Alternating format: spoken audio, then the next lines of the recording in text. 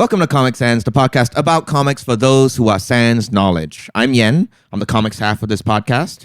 And I'm Nat. I am the sans half, i.e. I don't know much about comics, although my knowledge is increasing with every episode. Yes, he's growing in power like a Dragon Ball Z character. You know, as we say on this podcast, Yes. growing in public is a big theme in the comics world. Nat, tell me about a piece of media you've enjoyed recently. Well, something that we both have consumed, well, I made you consume Yes. recently, but I've been enjoying for quite a while now, is a show on the Mythical Kitchen channel. Shout out Mythical and Red Let's and give him the Link. Comic Sans bus. Yeah, bus?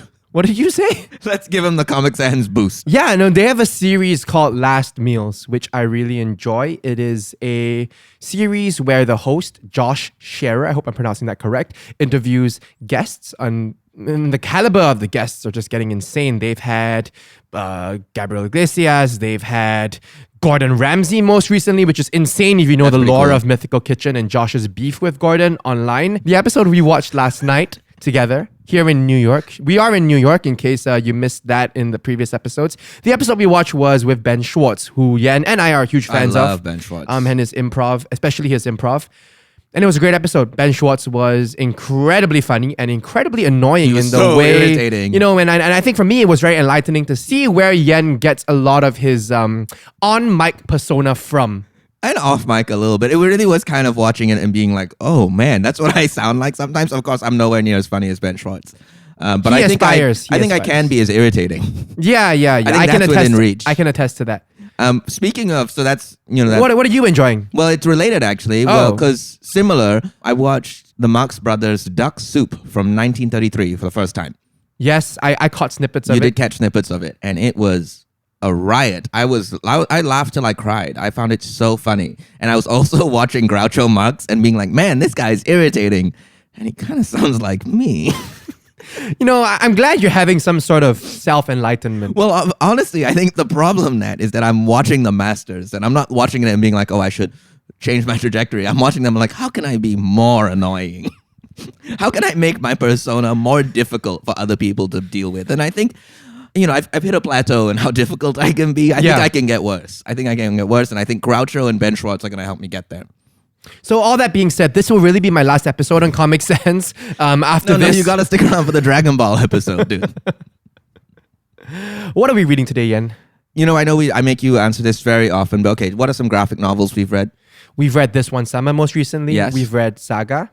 Is that a graphic novel? No, it's no. well, It's it's not, because there still is no end. There's no end in sight. right. Oh, and I read an omnibus. That's why Yeah. I mistook it for a graphic novel. We've read Sandman. Yes, Sandman is a graphic novel, and today I do believe this is graphic novel number 3. Okay.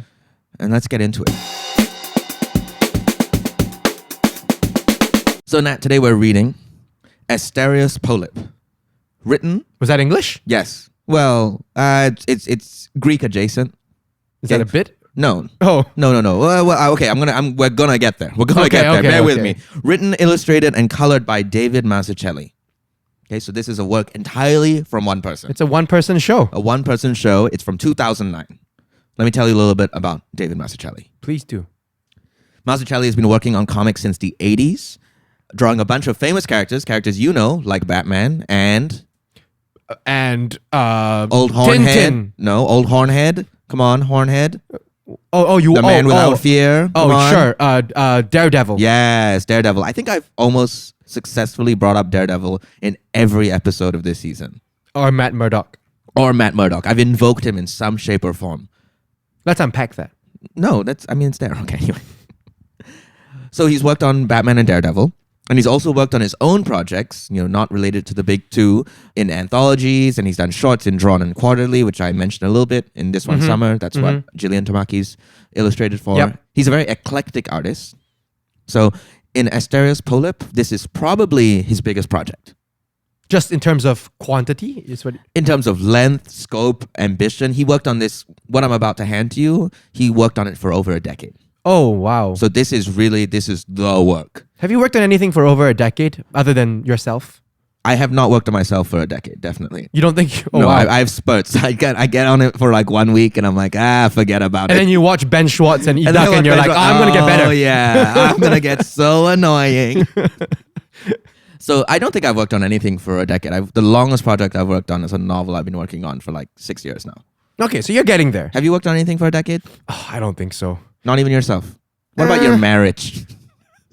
Wow, that was very pointed. Yeah, I know. I didn't like. I'm sorry. That was. I don't know why I said it like See, that. would Ben Schwartz have said that? Probably. I think Groucho would. Let me clarify. I've only been married for 4 years. So no, I have not been working on my marriage for 10 years. Although I will say I've been working on my relationship for 10 years. I have been with my wife, Okay. my partner, My wife. for over 10 years. Okay. You know, we were childhood sweethearts. Okay. If anyone's interested. Well, okay. Show off. Congratulations. Thank you. I Thank don't you. know in that order. Coming up next, Marriage Sans. Oh, that'd be funny. That'd be funny if we did marriage sans and Yeah? you talked to me about being married. Yeah. And you're like, today we're gonna talk about this episode and me and my wife's story. Today we're going to talk about cooking. Next episode, we're going to talk about looking after our dogs. I mean, this just sounds exhilarating. And then I have to do it. Yeah. You have to do it for 15 minutes and you come back and then we discuss Okay. how was it. Okay, this sounds good. I don't know if your wife would like it as much. Oh, but you're not doing it with my wife. Oh, I'll do it with you. No, with your own. I don't have a wife. I'll bring one every episode. A wife? Yeah. Back to your Yant. Asterios Polyp was my second encounter with David Mazzucchelli's work. Okay. The first one being Batman. Right. And I was so stunned by it. So I borrowed it from the Singapore library and I took it home and I read it. Talking about Batman or this one? Asterios Polyp. Okay. I took back Asterios Polyp from the library and I read it at home and I instantly went online and bought it Wow. because I knew this was a comic that I needed to be rereading. Right.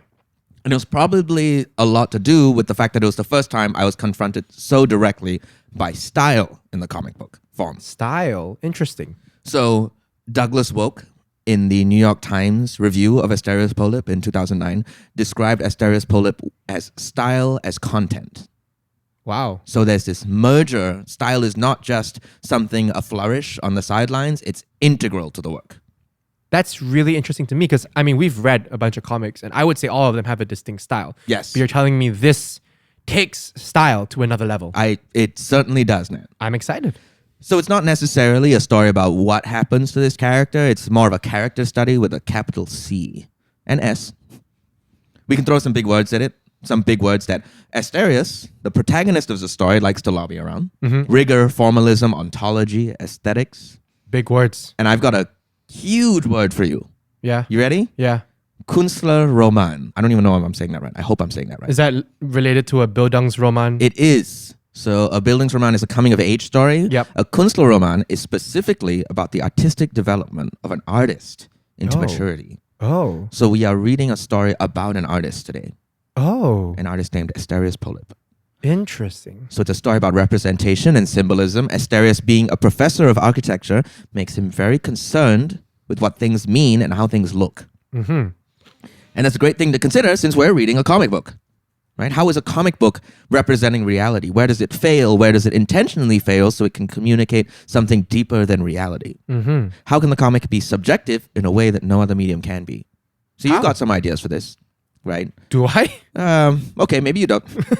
Let me tell you one way Mazzucchelli does it. Sure. Geometry. Okay. So that's things like symmetry. Mm-hmm. That's the shapes of the characters. That's the silhouettes of them. Angles. Angles. The designs of them are so distinct that you can just like see a shadow of them. You'll know who it is. But also Right. the colors of them are also very distinct. Kind of like Phineas and Ferb? You are going to be shocked when you look at Asterios Polyp. Because I do think he looks like a merger of Phineas and Ferb like 60 years later. I mean, for those who don't know, I'm just thinking of Phineas and his triangular head. you have no idea how close you are. Okay, I'm excited. Wow. So in relation to geometry, it's also about the composition of a page, making that symmetrical or not symmetrical.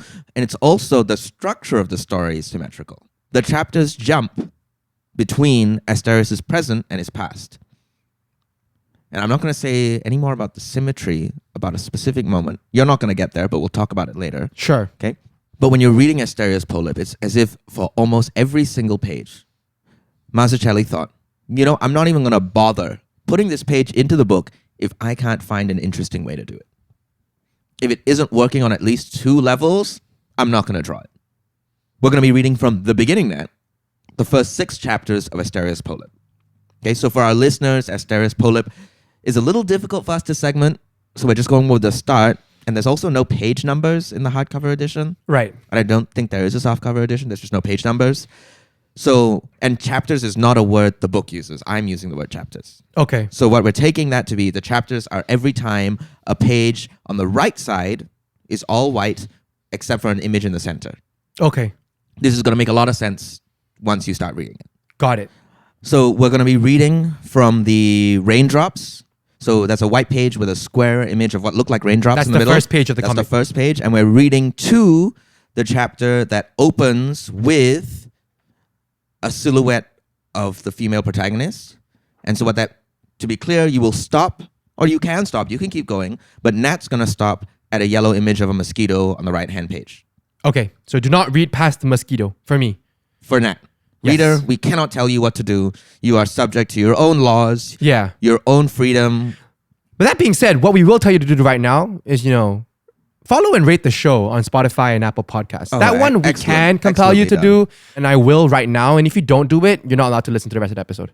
You're not allowed. No. You're not allowed. Nat will find you. Personally, Try. Honestly, test him. yeah, I'm not one of those like geo-guessers. And I would just say you were flipping through the book just now, Yes. trying to identify those chapter markers. Already, the coloring looks amazing. Oh, you don't know what you're getting into now. I don't You know. don't know what you're getting into. You don't know what you're getting into because Asterios Polyp is a very dense book. Okay, it's a very literary book. Whatever literary may mean. Sure. But it's also bizarrely intuitive. So when I first borrowed Asterios Polyp from the library, you see how thick this thing is. Yeah. I did it in one sitting because I just couldn't put it down. I just had to keep going. Yeah.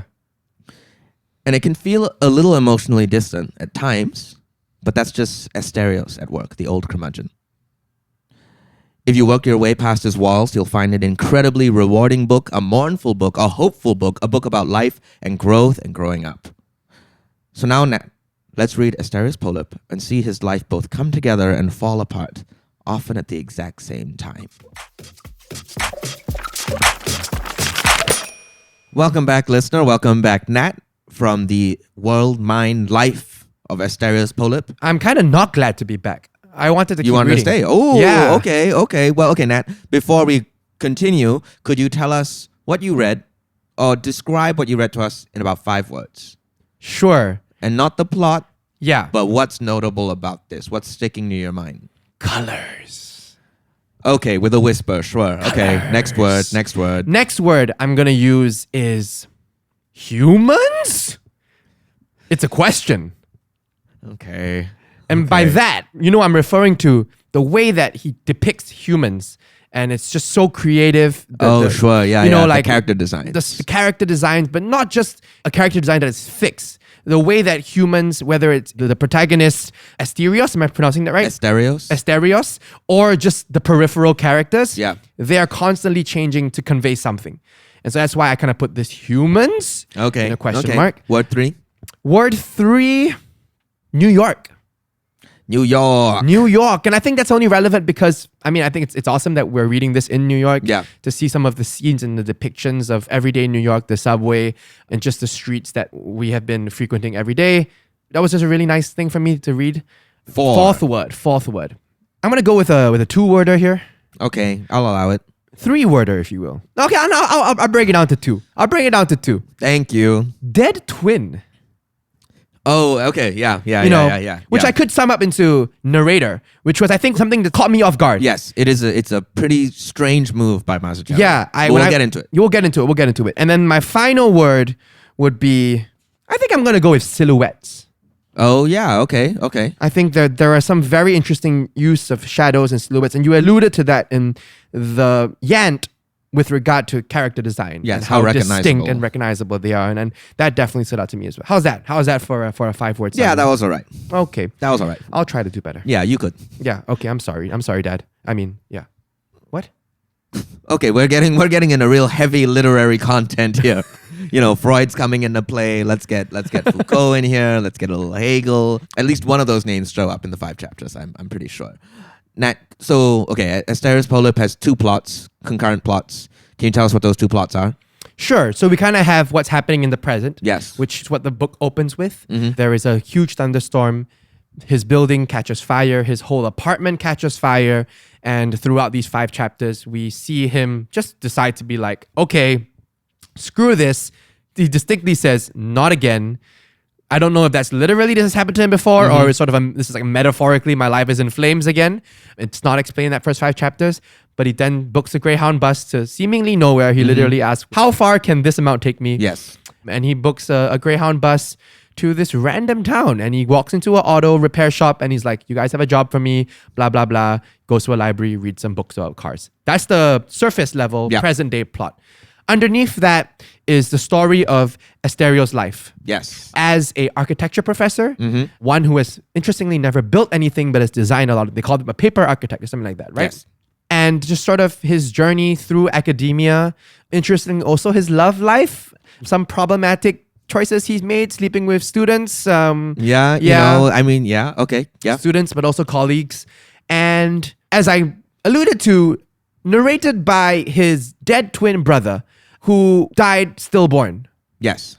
And this dead twin brother is physically represented through a sort of dotted line silhouette. An outline, exactly. Throughout the comic. More so in certain periods, but throughout he's represented. And then there is one sort of dream sequence where he makes an appearance. And Asterios talks to his twin. Yeah, so that's sort of the 2 concurrent timelines. Man, there's just so much meat for us to get into.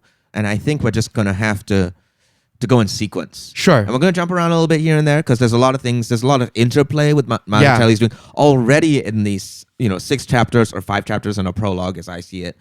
But let's just start at the beginning. Let's start at Asterios losing his house. Yeah. The thing that stood out to me as I was reading this chapter was colors. It sort of reminds me of what we read in the bonus episode about Superman Red and Blue with the limited color palette. But what pushes this even more is that the color palette changes as the plot changes and as the mood changes. Yes. Right? So we start with this stormy night, clouds, huge, very dramatic thunder strikes. And the color palette here is like a blue, dark purple with white accents sort of thing. We go into the apartment, right? And it's a little lighter blue, right? It's sort of, it's sheltered away from the storm, but it's still blue. Very disheveled apartment. It's in disarray. Reminds me of a little bit of This One Summer and that 2-page panel with Rose's room. I'm just going to draw references. Watch this, okay? It's going to be good. It's going to be good. Can I say something first? Yeah. On the page turn, right, we've got the cleanness of the thunderstorm, the thunder strike. Next page, silhouette of the city in shadow, all very geometric shapes, flat shapes, no textures. Right. And then instantly, this mess of Asterios' apartment. Yeah. We're on page 4, I think. Yeah. And Mazzucchelli's already, showing us what he's got. Yeah. Right? He's already showing us, here's the contrast between these 2 things. And this is just giving you a precursor of how he's going to keep using comic book techniques to tell the story on multiple levels. I didn't notice the geometry. That's really cool that you pointed that out. Very angular to very cluttered, very real. Yeah, right? yeah. So room shot reminded me of This One Summer. Then we go to the next page. We have 3 panels, and you see this muttering in the distance. You can't figure out. It's indiscernible, right? And then we just have more shots of his unkempt apartment. You see letters, overdraft notice, past due. He's clearly not paying his bills. And then before the page turn, the last panel of the page, you get a that's good. You like that?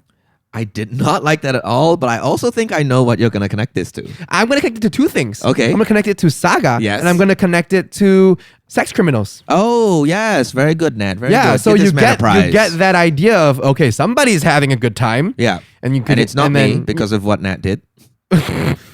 And then you do the page turn, and of course, your expectations are subverted because you see Asterios clearly not having a good time. I mean, he's just slouching on his bed. Disheveled. Watching TV. And that's where the sound is coming from. He's watching someone have sex. And we still have the blues, and let's talk about this fantastic page. Right. Oh, my goodness. So, and then on the opposite page is, I don't even know where to begin. Let's first talk about what I was talking about, which is color. Yeah. Right. So lightning strikes the building, right? And it fills the room. It's a flash of bright light. And instantly the color palette changes to purple and white. Yep. Which is a tonal shift. But then in terms of how this is conveyed, the lightning bolt becomes the text. It forms the word clap. Like a thunderclap. with 2 Ks and 2 Ps. Yeah. Clap. Thank you. You're welcome. And then we see a silhouette, but I don't even know whether to call it a silhouette because we see Asterios, but it's using negative space. Yes. Let me take a crack at this. Go ahead. Let me take a clap at this. Clap. Mazzucchelli is doing this insane thing, and we've already gotten a little bit of this with shadows in the prior pages and lighting. What he's doing here is he's making the lightning bolt the singular source of light within the room. And so it is creating this extreme instance of you are either illuminated or you are in shadow, right? And so there's just this severity to it, this starkness to the image from a singular light source. And that's something, people do in film. But Mazzucchelli is doing it in the comic book. It's incredible. And you look at where the bolt's coming from now. The top left? It's coming from outside the panel. Oh, right. It's coming from the margins. It's coming out from the bleed. Yeah. Right? Everything else, as we've read so far, has been in grids and contained, and there's been, space outside. And this time, we are breaking through already. Again, we're at like page 6. Yeah. And then, do you notice? Exclamation mark? Yes, at the end of the clap. Yeah, I mean, just using the shadows, it's incredible. So then from this point, everything turns purple and with yellow accents, right? So the whole color palette shifts. I mean, we can't go through every detail. It'd be impossible. This discussion will be 2 hours, right? But there's a fire, basically. He's running out of the house. He's grabbing his belongings, things that mean something to him, which I'm sure all will feature later on in the book. And then he's running down the stairs. Again, incredible composition, using silhouettes, shadows to show him running down the stairs. And then this next page, he inverts the color palette from purple with yellow accents. Now it's a yellow wash, incredibly, showing the apartment on fire. The exact same perspective of the apartment we've seen before. Pretty much, yeah. But this time, all of it is aflame. Yeah, and painted yellow with just this purplish gray smoke billowing through. And let's talk about the right-hand side page and how that we're seeing the fire spread, right? And the consumption, this complete obliteration, right? There's still textures. We're still making out shapes of what's on fire. We're seeing Asterios' shelves of things. You don't know what those are. But you see the flame sort of consuming little texture, growing in intensity until the bottom panel is a full yellow. Just full plain yellow. There's not a single object or discernible mark in sight. Yeah. Complete annihilation.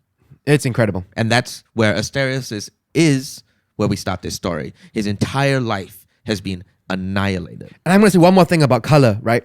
After the clap, we had the purple yellow, but the what would you call this area here? The area outside the panels, the borders, the gutters, the page. Yeah. They're still white. Yeah. But when we get to this page where he's running on the stairs and the fire is growing and growing, the gutters, the page becomes purple. Yes. And then it's a purple page, which is an incredible use of ink. Shonen Jump could never. That's exactly what I was thinking of. I mean, it's a full color page. I mean, there's not a shred of white. No, not even a little bit. Not a single part of this page is untouched by color. Yeah. Or meaning.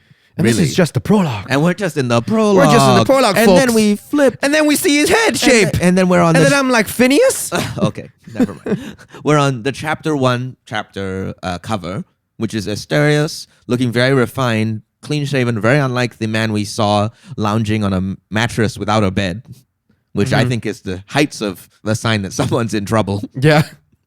When your mattress is fully in contact with the floor, I don't know about that. And we have this circular image. The Japanese would disagree, by the way. That's a futon. I think it's different. Okay. This is the chapter 1 header, and it's Asterios in a coin shape on the right-hand side. Nat, turn that page.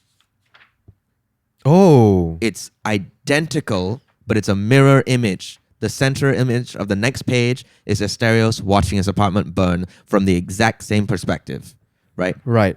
We have the exact same silhouette, but gone is the suit, gone is the fancy cigarette, gone is the clean shave, gone is the white and blue. Now it is the yellow and purple. It's the purple of the night and the yellow of the fire. Yeah. Instantly, Mazzucchelli is telling us, this story is going to be about how we go from there to there. This is about how we go from the refined man to this man who's lost everything. And, no words, and he's done it. Yeah. Incredible work. And obviously, this is not the first time we're seeing his head shape, but can we just talk about his head shape for a second? We can talk about his head shape. Well, I mean, I'll allow it. The man looks like an axe. Let me describe this to the listener. his head, from the point of his nose to the back of his head, is a perfect semicircle. Yes. And so it creates this effect. Like if you would imagine an axe, the blade of an axe is what it reminds me of. Sure, the curve of an The curvature of an axe. Yeah. And it's just so, it's incredible. And it's accentuated by the fact that this image that Nat's looking at right now, the coin image of it, right? And I say coin because it's heads or tails, Right. right? It's heads, he's successful, tails, he's Yeah. watching his apartment. But the note Nat is making about the semicircle is accentuated by the shape of the coin, That's so true. right? So it's, it really is, he is geometrical. Yeah. Yeah. And we're going to talk more about that when another character appears, about how his character design relates to other characters. But let's keep going, Nat. Let's keep going. So then we get to chapter 2 or chapter 1, Yeah. right? Chapter 1 after the prologue. And then that's where we get the narrator's voice finally enters. Yes. This is Asterios Polyp, right? Talks about his life as a university professor, blah, blah, blah. I mean, we could talk 10 minutes about each page. This is really what I'm This saying. is hard. Like, there's Nat's flipping through this. I'm like, we can't go through this page by page, but we could. We so could, because already on the left-hand side of this page, we've got sort of references to Cubism, to Greek sculpture. And when I say references, I mean just through the image. Yeah. There's we don't even have to talk about the text. But okay, on the right-hand side page, we've got Asterios through time, right? This sequence. Oh, you do it. We got overlapping rectangles going from bottom left towards the top right. And it's moving through time and showing Asterios as a teacher and when he started and everyone was sleeping in his classroom. And then it's him looking a little bit more proper and there's one student sleeping. And then the final image, everybody's like attentive. Right. Right. And it's from high school to Oxford. High school, Harvard, Oxford. Yes. It's this, again, we're talking about a man whose life is falling and rising. Right. And Mazzucchelli is doing this in almost a reverse order. The rise and fall of Asterios Polyp. The most reasonable way to do this, reasonable, would be to start from top left and go bottom right. Follow the eyes direction, right? That's how we read English. But no, Mazzucchelli's like, I'm going to invert it. I'm going to do it the other way around to show you that this story is about how we get there and how we fall. It's not as simple as we're rising completely and then falling completely. Sometimes those things are all happening. Right. Good analysis, Yan. Thank you. You're kind of good at your job. I hope so. I'm good at my job too, you think? Think very carefully about what my job is in this podcast. Yeah. And do I do it well? Okay. You do a great job Thank editing. you very much. Oh, no, I'm going to do this. I'm going to go so you can. Nat does not do a great job editing, so you can edit out the not. I don't know what that does for anyone. I mean, it gives you a little bit more work. Now I don't know if I actually should edit it out or not. What is that? You know what? I'll think about it. And now we're actually let's talk about the twin, concept of the dead twin narrator. Yeah. And so, we go into family history, talked about his dad, his mom. His mom gave birth to identical twins. We go to the next page. We see these 3 panels of a fetus, also with the semicircle head, which is hilarious. Yeah, he looks the same. On the left is, this one panel is that shows Asterios' fetus, it could be baby, it could be born already. Yeah. One was alive, this referring to the twins, the other dead. Middle panel, just blank purple. The living one was named Asterios. The dead one would have been called Ignacio. Am I pronouncing that right? I think it's Ignacio. Ignacio. And then the third panel, it's the inverse of the first one. It's the baby in a silhouette upside down, and then the words, "That's me." And I read that and I was like, what the heck? Let's go back to symmetry before we move on. Sure. Right? Symmetrical images. Right? Mazzucchelli is invoking the flip again as he did with the coin. But I think the thing I want to talk about here, you ready for this, Nat? I'm ready. So Ignacio is in shadow and Asterios is in light. So Asterios is white, Ignacio is black. You merge them together, yin yang. I guess. It's another coin. It's another thing that he's pointing out these opposites. Right. Acting in opposition, and he's blocking it a little bit with that middle panel, but he's invoking that exact same image because you can see how their bodies would just slot together into a circle. Right, and there's that diagonal curve Exactly. line. Yeah, you're right. Mazzucchelli, man. He was cooking. Yeah. He was cooking, as was Asterios' house. Oh, that's too bad. That's Okay. Now we're in exciting. Now this is a point I wanted to bring up. Sure. Okay. So much of this story is about the life that Asterios lives and that Ignacio did not get to live. Right. And now we are at Asterios in the train station. And following behind him is that frame of the outline of a figure. The dotted lines. The dotted line. And it's like a ghost haunting him. It's the specter. And let's go to the next page now. Let's go to when Asterios... Right, so let's describe... I mean, we didn't say that we turned the page. Now we're in sort of chapter 3? Gosh, I can't remember. But this is where we go back to the present timeline. Yeah. Asterios has left his apartment, and this is where we see the scenes of New York. Yeah. He's walking the streets. There's a homeless man in a cardboard box with a dog. He goes into the subway. And what do you want me to turn to? Well, look at this. So he tries to swipe his card and it fails, right?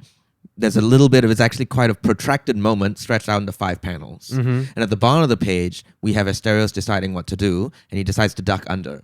Yep. And beside him is his dead spirit brother going over the Ignacio turnstile. leaping over the turnstile. Yeah. Right? Again, just accentuating the choices that Asterios is not making. Right? The difference between these two people. Yeah. Yeah. And this is totally a completely trivial point. I don't think, I mean, unless there's another layer to it, but I just had to point this out. They show a person who you can't see shouting, "Hey," as Asterios ducks under the turnstile, presumably a MTA staff. Sure. And the "hey" is just lettered like the MTA logo. You notice that? Yeah, yeah. I mean, that's just totally unnecessary. But it rocks. But it rocks. I mean, rocks. But it communicates to you that it's MTA staff. Yeah. Without saying anything about it. Yeah, like, I mean, that's genius. Oh my gosh. It goes back to this point I was making about representation and symbolism, right? How much Mazzucchelli can just invoke a thing without actually having to tell you what it is, Yeah.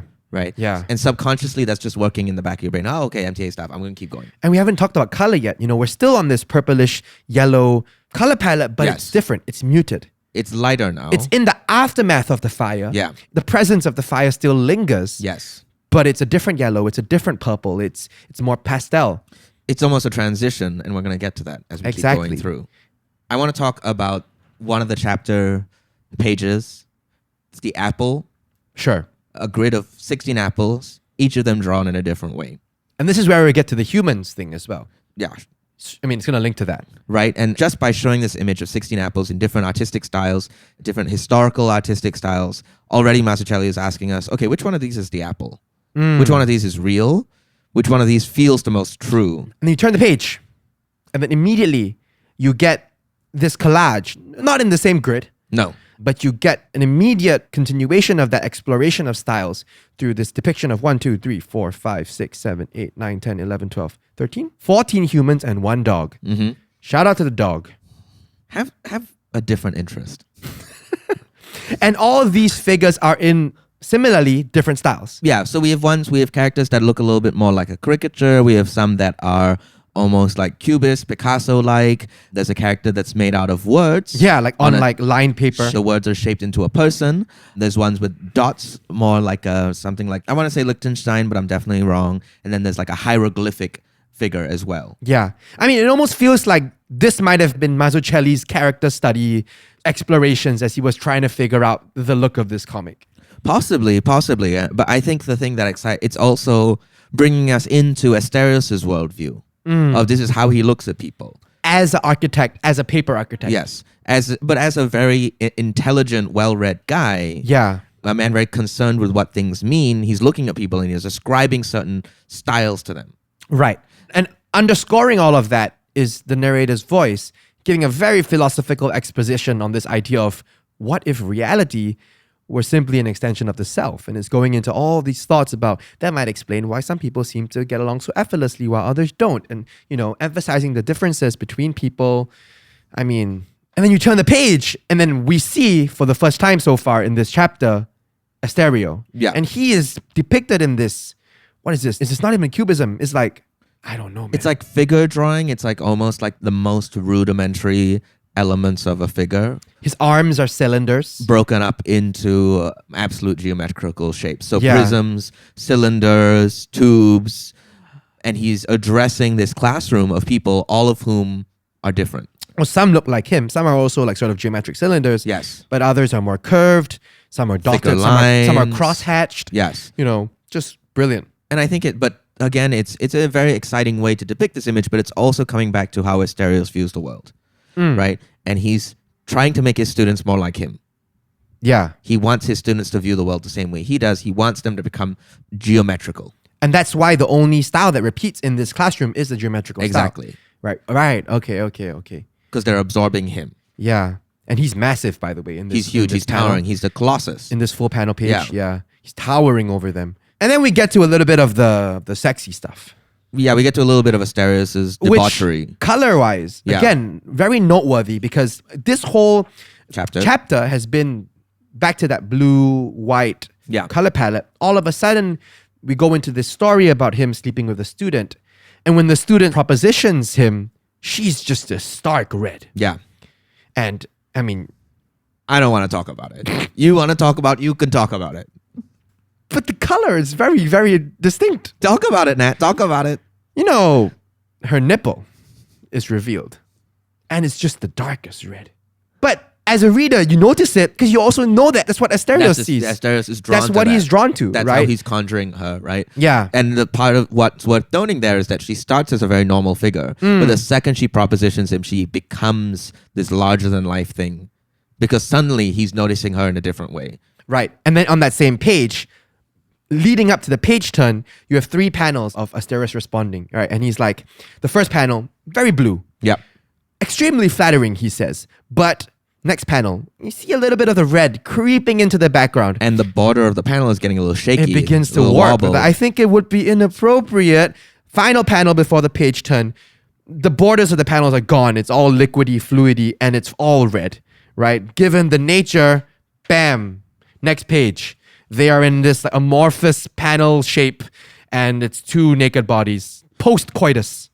Let's go back, Nat, to one of the literary allusions. So we talked a little bit about like Greek, right? Yeah. Right. There's a lot of references to Greek architecture so far and Greco-classical, whatever. When the student propositions to Asterios, the image he has in his mind immediately is the kind of image you would see on an ancient Greek vase. Right, that style, and it's Odysseus tied to the mast being approached by the sirens. We aren't told that. That is something that you have to know and you'll get it. Yeah, so many layers. And then that leads us into this more macro collage. This cavalcade, this rotating stable of women who proposition Asterios, or he seduces them, unclear. Or, you know, in his perspective, they proposition him. Yes, yeah. You know, which is unclear. Because we are getting it from his perspective, and the way it's done is there's 4 of them in a row, and they are all get 1 word per panel, but they're giving a whole sentence. We should alternate. Okay, here's your coffee. Professor. I didn't like that at all. I shouldn't have You engaged. You I shouldn't engaged. have See, would Ben participated. Schwartz have engaged? That's a great point. That's a great point. I think he would have found a way to win. And I clearly just You didn't lost. win. I lost. Do better. Yeah, You know? okay. I'll be more annoying. Yeah, work on it for 10 years. And, you know, even just the font style is different. You know, Nat and I were kind of doing a bit of doing different voices, but the fonts and the speech bubbles are in different shapes. Yep. They are meant to evoke different people, but the content of them, they are the same. Right? To Asterios at least. And then we get this panel. Which I didn't understand. Yes. I mean, you wouldn't understand. You wouldn't If understand. you're reading this chronologically. Yeah. Let's put a bookmark on this because I think the contents of this panel and the style of this panel reemerges at the end of the last chapter that I read, which is Okay. what I wanted to talk about. We'll come back to it. I will say that this panel to me is what this whole book is about. Okay. This is what Asterios Polyp to me is a Künstlerroman, but to me it's also a love story. Successful love, you know, a happy love remains to be seen. We'll get there. So now we're back to the present. Asterios is on the Greyhound, taking him as far as he can go, and he's seated next to this man he finds unwelcome. He doesn't really like this man. You can tell he thinks he's a little grody, and this man asks for a light for his cigarette. And so Asterios takes out his lighter, and the man asks, where's this lighter from? And on panel 5, we have Asterios saying, it used to be my father's. Purple, panel 6, light blue. It's a memory. It's a memory, and it's this man we've only seen very briefly before when Asterios, or rather Ignacio, is telling us about his parents. Yep. And it's this very refined man with this lighter and a pipe. And then the next panel, it's a much, much older man, and he's being fed in the exact same way that the previous man was smoking the cigarette. The angles of those 2 Same panels composition. are identical. Yeah. Right? And we don't actually, you've never seen that image before. No. But you are instantly aware of what it's communicating to you. Yeah. Which is, this is what becomes of Asterios' father, and it's also what Asterios is afraid of becoming himself. And interestingly, he didn't get his head shape from his dad. He did not. So where did you get it from? Where'd you get your head shape from? My dad. Is that something you know for sure? Let's get into phrenology, folks. I'm about to get out my calipers and let's measure Nat's skull size. This is phrenology sans. Yeah, again, the way that he's able to convey such deep memories and emotions. It's an intensely sad page with very little to go off of. Yeah. You just feel this weight of Asterios' torn relationship with his father. Yeah. Right? And it's just there. It's just in basically 4 panels. Mazzucchelli is working with such economy. Right? Like I said, every page matters. Every page has to do something. We're going to jump forward a little bit and we're going to get to the last chapter that I read.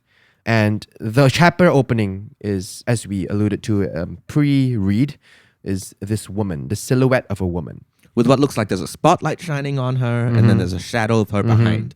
In the same way that Ignacio trails Asterios. But we're going to see what she's haunted by in a bit. So we're back to the past.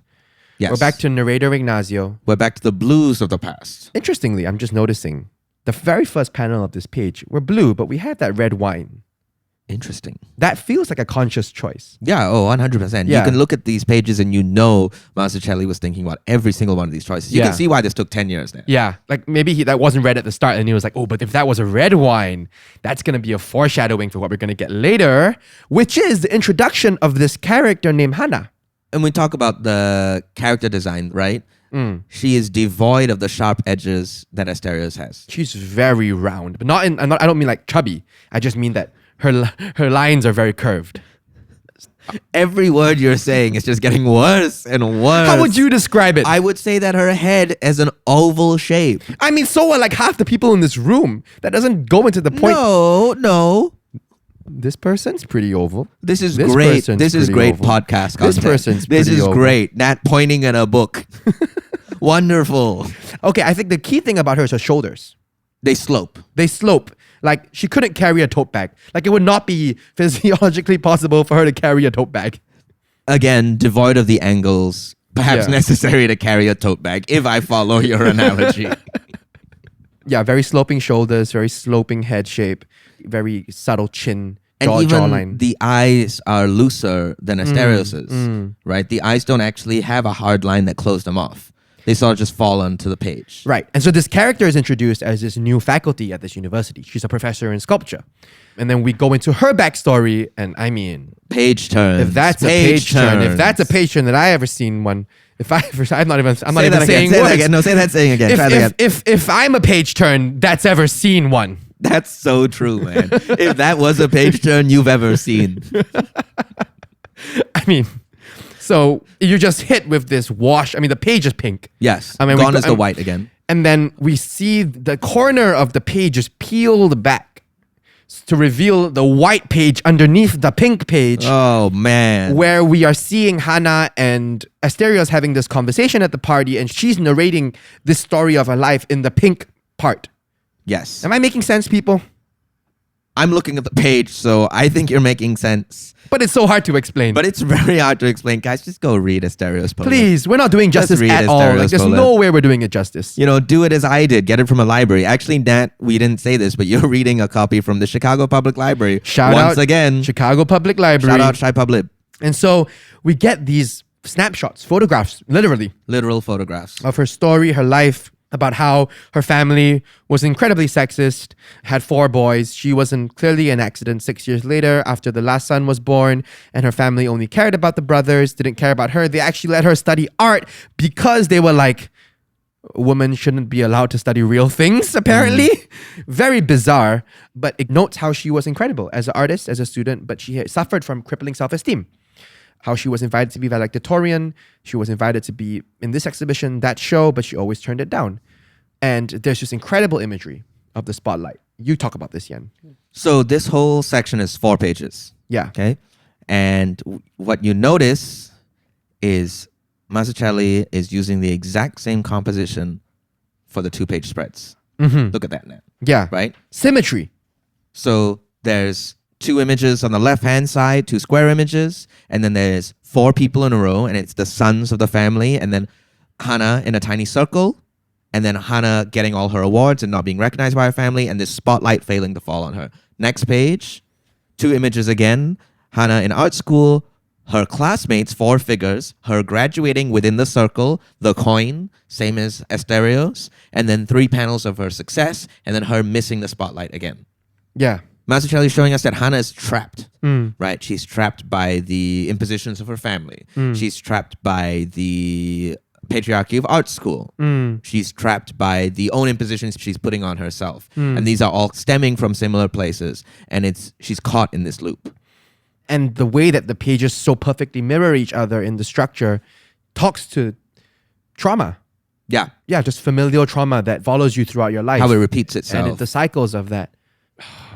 What can we say? Okay, and then, you know what? We're at the end.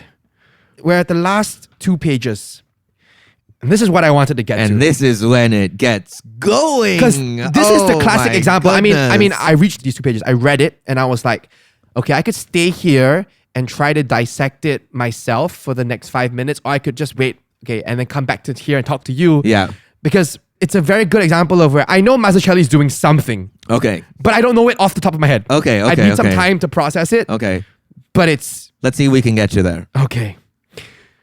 So, we're back to the party. Yeah, we're going to really break this down one for you folks, real slow. Left-hand page, top 3 panels. Top panel, the figures at the party, again, made up of their own figures, made up of very different ways. Like one literally is just a guy made up of letters. Yeah, like abstracted into pure shapes. Alphabetical letters, yeah. Next panel is Hana with this kind of cross-hatching. Yeah, pink. very, very cross-hatch style. And then at the bottom panel is Asterios pushed to his mathematical limit. Right? He looks like Mr. Fantastic almost. Yeah. Right? The cylinders of him have extended, the prisms have shaped, they've morphed. He's becoming this almost... His neck is extended and looping. Yeah, he's becoming this almost final form of himself, right? His most pure self. You want to hear a sound effect? Yeah, okay. I don't think that's it at all, though. I mean, I would have given you credit if I thought it was right, but I don't think that's even remotely correct. And then on the next page, we've got Asterios still in that cylindrical style, now grounded back into reality, and Hana watching from a distance in the cross-hatching, and now they're talking to each other again. Right. And so this whole page is him meeting her. Yes, it's him seeing her. Seeing her across the room, approaching her, and the text says, and this is Ignacio's voice, and he's saying, and when he came over to introduce himself, she felt she was staring straight into the spotlight. But there's no spotlight. There's no spotlight. There's no visual depiction of the spotlight. But what we see instead is this symmetrical composition of half of Asterios' face and half of Hana's face looking eye to eye. And he is in his blue, cylindrical, geometric form. Importantly, hollow, empty. Yes, we've not talked devoid about of content, right? He is not holding anything. Whereas Hana is full of color and shapes and textures, and shading. But she is boundless. Yeah. Oh, It's you're clicking. so right. It's clicking. He's all outline, no substance. She's all substance, no outline. Yes, he's all ego, no skill, perhaps. And she's all skill, no ego. Right. And so back to this panel, they are looking face to face with their styles filling each half of the panel, and there's just meeting point in the middle, right? And then the next panel, as they converse, the styles begin to blend. Yes. The cross-hatching fills the void outlines of Asterio, and she begins to gain some definition in her outlines. Yep. And then by the very last panel, there they are in conversation, still surrounded by all the different people and their distinct styles, but they've become one and the same. Blue outline. She's adopted his physical geometrical outline shapes. Her arms are cylinders, but they're both filled with the red cross-hatching. I mean... Speechless. Which is also not great for an audio podcast.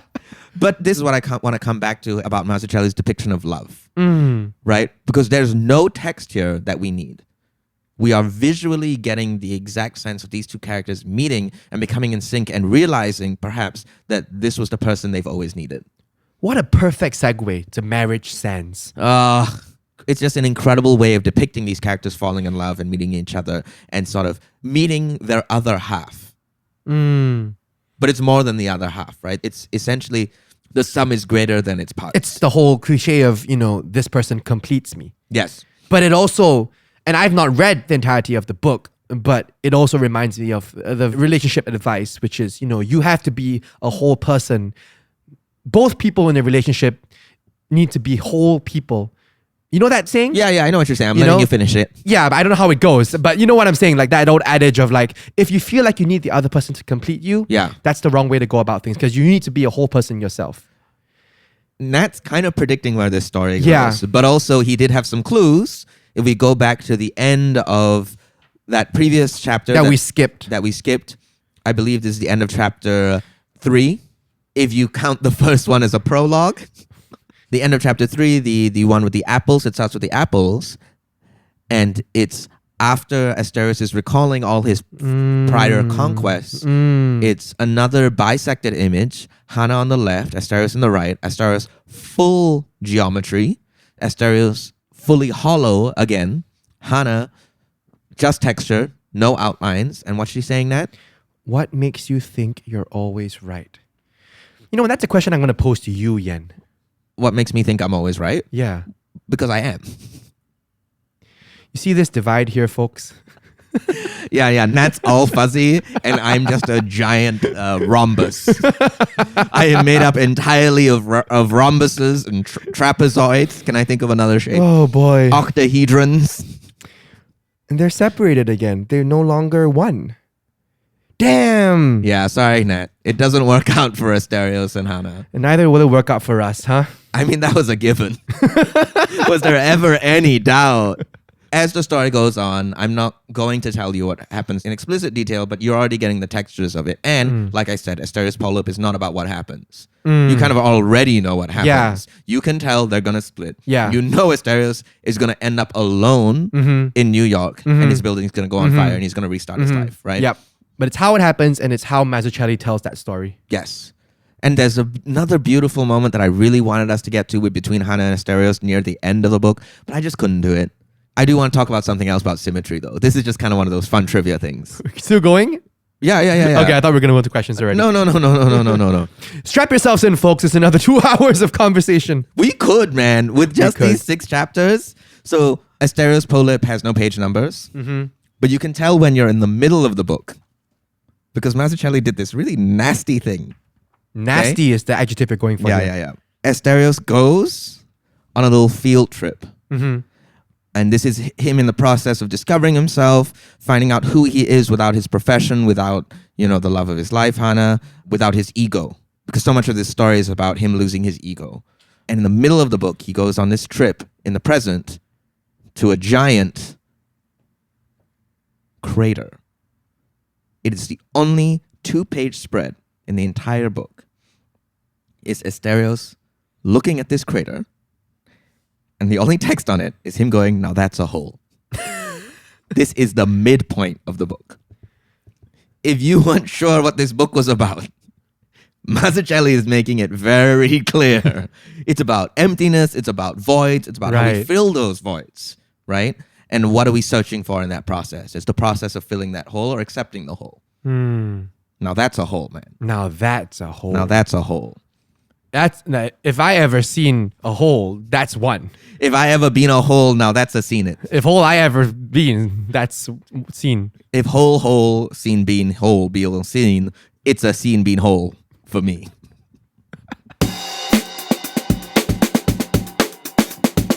Now, Nat, we've just spent a lot of time talking about the incredible pages of Asterios Polyp.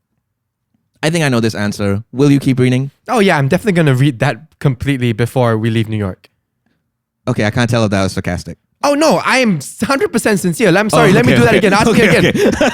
Nathaniel, wait, why are you going to keep these dates? I don't know. Nathaniel Ma I Chow, will you do me the honor of finishing these pages of Asterios Polyp? Mao Yente, I do. You do finish the pages? I do give you the honor. Okay, sure. Yeah. Marriage sense. Fill my hole. No. Oh. Now it's explicit again. So you will keep reading? Yeah, duh. It's so good, man. Actually, I kind of feel like my real question is, will you reread it? That's a good question. Right? I don't reread many things in life. Mostly because I don't read things in life. Okay. So it's hard to reread things when you don't read things. Sure. Maybe, Okay. depending on how bored I am. But we are pretty busy in New York. That's true. Yeah. I mean, I will say Asterios Polyp does feel like one of those literary works that you return to every few years. I can see why. And your understanding of yourself evolves with it as you read the book, right? And that relates to another text that is referenced often in Asterios Polyp, and we don't talk about it much, is the Iliad or the Odyssey, right? So some people read the Odyssey every year because they feel like they change every year. Now, is that your pipeline recommendation? I think maybe, but I don't think that's right either. Can I give you a little bit more trivia? Sure. So this whole thing about the mythical stuff, the Greek myth stuff. Yeah. So do you know what polyp is? Something in your nose? Yeah, it's like a cyst-like Yeah. object, but what it is within the story is it's a shortened version of Asterios' family when they come in. They go into that in the backstory of the family, how the immigration officer was basically an asshole. Yeah. And truncated the You know, family's Greek name. the story of many an American immigrant. I mean, is that's the Ellis story of Island. my name also as well. Do you know this? I mean, my family is huge. I mean, it's not truncated, but my family is huge. Yeah. And just, we don't all have the same surname. Some of my cousins or uncles are MA and I'm MAH. And it's all just because of British whatever people Bureaucracy. in Malaysia being like, what's your name? They say Ma, and then they write, Oh. and it's just inconsistent. That's why whenever you say your name, you go Nathaniel Mach. Just to make sure I get that H. Ma. Mach. Anyway, polyp, right? It's like a cyst. It's like something a little unwelcome, right? Yeah. It's shortened of Polyphemus, right? Do you know what Polyphemus is? Nope. Do you remember that story of when Odysseus stabs the Cyclops? Yeah. And the Cyclops says, who did this? He goes, nobody did this. Yeah, And the yeah. Cyclops is furious, Yep. right? Do you know what the Cyclops' name is? Well, I'm assuming it's Polyphemus. Polyphemus, yeah. Polyphemus. Right, and so that's just something that recurs, and that actually has a huge bearing on something later in Asterios Polyp. Right. Don't spoil it. I won't spoil it for you. But I think I'm going to hear you get to that point, and you'll be like, whoa! Okay. Now that I've given you this little bit of trivia. You just gotta film me reading the whole thing and wait for that moment. I guess I could. Pipeline Pipeline time. time. Pipeline time. Pipeline time. Hey everyone, it's the pipeline. That's great. Okay, is that going to be the theme from now on? Are you going to do that every time? If I remember it. Okay. So the pipeline is basically us deciding if you enjoyed X. Yes. You will enjoy this comic. And where X is usually something a little broader, something maybe a book, maybe a movie, maybe a song, maybe the song I just sang. If you enjoyed that, you're going to love this podcast. And then after that, Yen's going to recommend another comic. Once you've devoured Asterios Polyp, you're going to go to another comic that Yen's going to recommend. But let's start from the beginning of the pipeline. Okay, so Nat, if you like X, you will like Asterios Polyp. Solve for X. I've got one, Okay. but I'm not sure if it's good or not. Okay, let's hear it. It's just, I don't know why my mind is going here. Maybe it's because I'm in New York. Maybe because we're writing a musical. Sidebar, we're writing a musical. That's why we're in New York. Follow us at Beto Must Fall Musical on Instagram. But I'm thinking of Hadestown for whatever reason. And hear me out. Okay, I'm listening. So I think there's the Greek connections. Yeah. Obviously, way more overt in Hadestown Right. with the whole thing about Eurydice and Orpheus. Something about lovers. And the way that, again, I've not finished this book, so I don't know the whole trajectory per se, but the way that Orpheus and Eurydice are so perfect for each other, but then also not. He's the one I would say that's a little bit fluffy with no outline. Okay. You know, he's a songwriter. He's working on a song that'll fix what's whole. Something, make it beautiful. Spring will come again, you know, and he's Did that. you say But fix one hole? yeah, ignore that. Now that's a hole. But he forgets that his wife is starving. And she is this spunky, awesome, kick-ass woman, but she's hungry. But her husband's in this world. And there's just something about that, you know, the mismatched, but yet the perfectly matched. And then it's a tragedy. We know how it ends, the same way we know how this book ends. Do you see where I'm getting at I see here? what you're getting at, and Nat, I think you're going to gasp again Like right now? when you're reading Oh, okay. Asterios Polyp. What you just said is going to make you be like, whoa, when you're reading it. Right. The rest of it. I'm going to give 2, Sure. if that's all right. Will you allow me to give 2? I do. Thank you. The first one is Disgrace by J.M. Coetzee. Okay. Coetzee, I'm not really Is sure that a how to pronounce movie? it. No, that's a novel. Okay. I believe it won the Nobel Prize, or Coetzee won the Nobel Prize. And that's about a similar story about a disgraced professor who loses his ego. And I think they're similar stories, but they're also doing things that only they can do. So like the way Disgrace is only a novel and novel can be. And Asterios Polyp is a comic book / graphic novel, and that's all it can be. On a similar note, I'm giving 2, right? Because I'm saying Disgrace, and how many people are listening to this and are like, oh yeah, I love that book. I'm going to go read Asterios Polyp. Wow, how could you think so lowly of our listeners? I'm not thinking lowly. I mean, I only read it because it was assigned to me in high school in JC. The other thing I'm going to think of, which is perhaps a little bit more wider appeal, and to me uses the same kind of notion of parallel structure, concurrent plot lines, symmetry, weird timey-wimey stuff. Oppenheimer. Which I've not watched. Which you've not watched. I would say Oppenheimer is a movie in that way only a movie can be, right? Christopher Nolan does stuff with coloring. He does stuff with pacing. He does stuff with the editing of it in particular that I think makes it cousins to Asterios Polyp, even though Oppenheimer is based off of a true story. Incredible. Okay. And now the question is... the final part of the pipeline. After Asterios Polyp, what's next? What's the next comic that people should read, Yin? My recommendation, and it's a little different. As it should be. I'm not going to say what it's about, but it's just Day Tripper by Fabio Moon and Gabriel Ba. A pair I've actually brought up before. Yeah, it sounds very familiar. Yeah, they were the artists on Casanova by Matt Fraction, who wrote Sex Criminals. I see. From a few episodes ago. But Day Tripper is also an investigation of a life. Does it mean to be alive? What does it mean to be a part of this world that we are in, a modern member of society? What if reality as perceived is just an extension of the self? Wow, that was pretty good. That was word for word. That was pretty good. Thank you. But yeah, Day Tripper is just a fantastic work that also plays with style in a similar way. And in a similar way that only those two artists can, right? You cannot crib Mazzucchelli's style. You cannot crib what those two are doing in Day Tripper as well. And by crib, you mean borrow? Yes. Emulate? Yes. Yeah. Something we just spent a minute clarifying. I just wanted to make sure that this podcast is accessible to everyone. Let's do another part where you point at pictures in the book and go, and this, and this, and this, and this. Now I have to keep that in. Well, Nat, I'm glad you enjoyed Asterios Polyp. I'm glad you picked this comic book. No more shonens, please. No, next episode we're going back to shonens, Nat. No. It's shonens all the way down, baby. Shonen sans Nat. Nat's not going to be here. Nat sans. Now that's an interesting concept. Comic sans Nat. If I be a bean that's seen a whole scene being me, that's a scene hole. And scene. This has been Comic Sans. Thank you for listening. We'll see you on the next page. See ya.